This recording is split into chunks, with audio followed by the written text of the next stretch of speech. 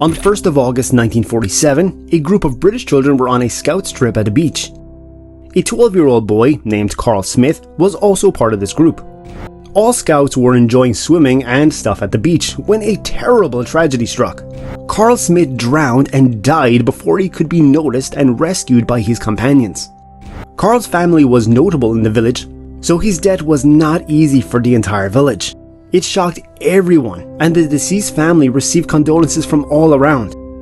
Everyone in Karl's family, especially her 7-year-old sister Anne, was very upset due to Karl's death. So she was the most frequent visitor of her brother's grave and used to leave flowers by the graveside. After a few visits, she noticed someone else was also leaving flowers at her brother's grave.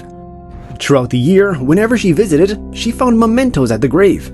At first, she thought another member of the family might also be coming to the grave and leaving flowers, so she didn't think much of it.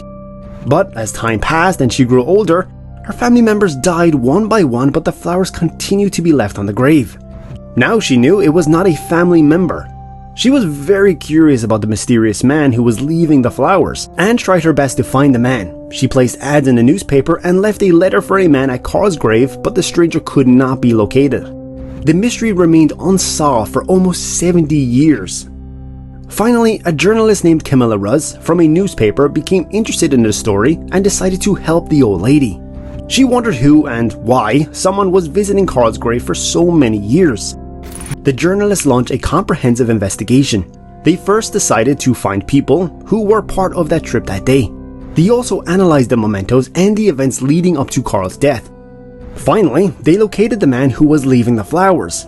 It was Ronald Seymour Westboro, one of the kids on the trip. He was the best friend of Karl, and they both stayed in the same tent during the trip. Ronald and Karl snuck off together to swim in the sea. When they head back after a lot of fun, Ronald first noticed that Karl was missing.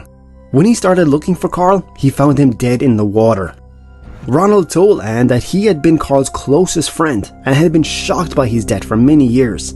This tragedy had stayed with me throughout my entire life and inspired me to become a police officer to help people. There was a special bonding between both friends. That's why Ronald used to visit Karl's grave year after year and left flowers there. However, Ronald had no idea that Karl had a sister, and she'd been looking for him due to the flowers he was leaving at Karl's grave. He never realized that his visits were being noticed by someone and was creating a mystery.